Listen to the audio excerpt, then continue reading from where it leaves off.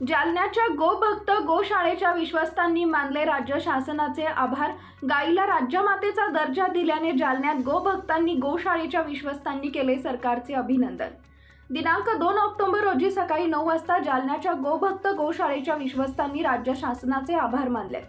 गाईला राज्यमातेचा दर्जा दिल्याने जालन्यात गोभक्तांनी आणि गोशाळेच्या विश्वस्तांनी सरकारचे अभिनंदन करत या निर्णयाचं स्वागत केले।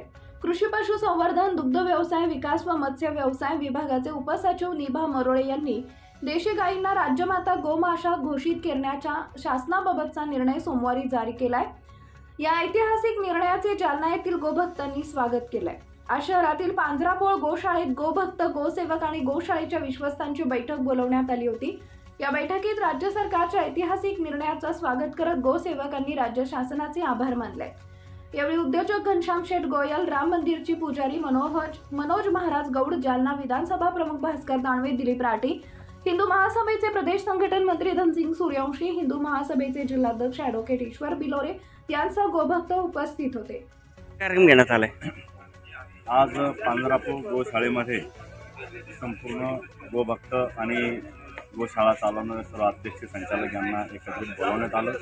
2 दिवसापूर्वी आपल्या महाराष्ट्र गव्हर्नमेंटने आपल्या गाईला राज्यमातेचा दर्जा दिला आणि म्हणून महाराष्ट्र शासनाचा आणि आपल्या राज्याचे मुख्यमंत्री एकनाथजी शिंदे साहेब, फडणवीस साहेब आणि अजितदादा पवार साहेब आणि संपूर्ण मंत्रिमंडळाचा एक अभिनंदनाचा ठराव पारित करण्यासाठी या ठिकाणी आज एकत्रित आलेले आहे।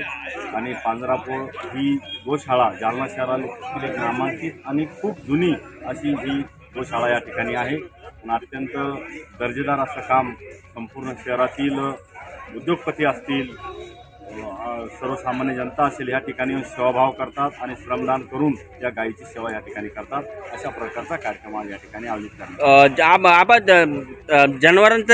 जनावर घेऊन जातात, मात्र बजरंग दलाकडून कारवाई होते, मात्र पोलिसांकडून कारवाई केली जात नाही।